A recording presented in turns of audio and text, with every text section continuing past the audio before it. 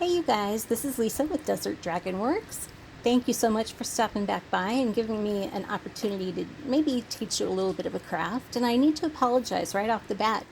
I was going to actually film this with my camera set up today, so it would have been a little bit more professional, but that didn't work out. So we're going with the flow. This is the bracelet that I'm going to show you how to make, and I've put it into some yeah, I've put it into some parts, some components to maybe make it simpler for you to understand if it's not something you've ever done before. So it's not very difficult, really. The first thing you want to do is take about 4 to 5 inches of a 20 gauge wire, or basically any wire that will fit through the beads you want to use, and pick the beads that you want to go across the top of your hand. They don't have to be like mine by any means, but I generally like to make a loop, and then I'll put a seed bead there, and then I'll do my bead pattern across, and then another seed bead, and then I make another loop. Now again, if I didn't have to be sitting here showing you my camera, I could show you how, holding my camera, I could show you how to make a loop, but you can use a needle nose pliers, and there are just plenty of tutorials out there about jewelry making that'll help you with that. But it's pretty simple. And if you just don't want to do that, then there is a special tool, and basically you just stick your wire through into that hole up here and snip it. It goes through and makes the loop for you and cuts off the extra. So nothing wrong with that. Okay, the next thing you're going to do is you're going to have ready here these 2 jump rings. And I like to use the same kind of color of wire whenever I can.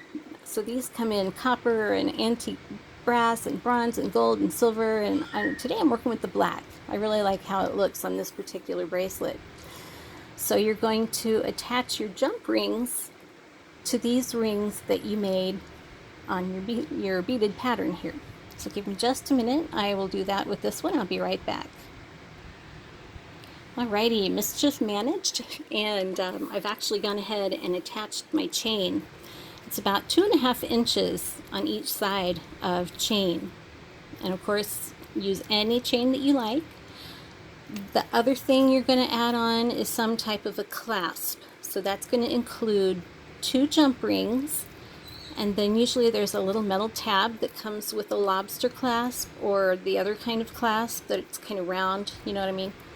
So you're going to attach this jump ring to this side of the chain and one of these, and then you're going to do the same on the other side. So let me get that done. I'll be right back. Okay, and there we are. That's basically your bracelet. Now when it comes to these jump rings, you want to take 2 pliers to hold on to either side of those, and then you twist the pliers apart from each other and twist them back together to, I don't know if I explained that right, to get them attached. I'm sure you know what I mean. The object is to try to get them as seamless as possible. Like, see this little space that I left? That's what you do not want, because that weakens your ring, and if you hit the bracelet on something or catch it on something, it's more apt to break off. Now I know this is very, very simple, and those of you who have made jewelry for years are probably rolling and freaking out over what I'm doing, but I'm sorry. I'm just trying to kind of show the very basics of something very simple, and also just kind of get my feet wet on showing something in YouTube. Now I've made a little charm here that you could put on. You could put it down here if you like, or you could put it up here. And that's basically just a little head pin that I've put beads through and cut off the ends and made a loop and looped those onto a jump ring. So that's another part you can do as well. So I know this is short and sweet and not super professional, but I can't thank you enough for stopping back by and listening to me jabber. Thanks again.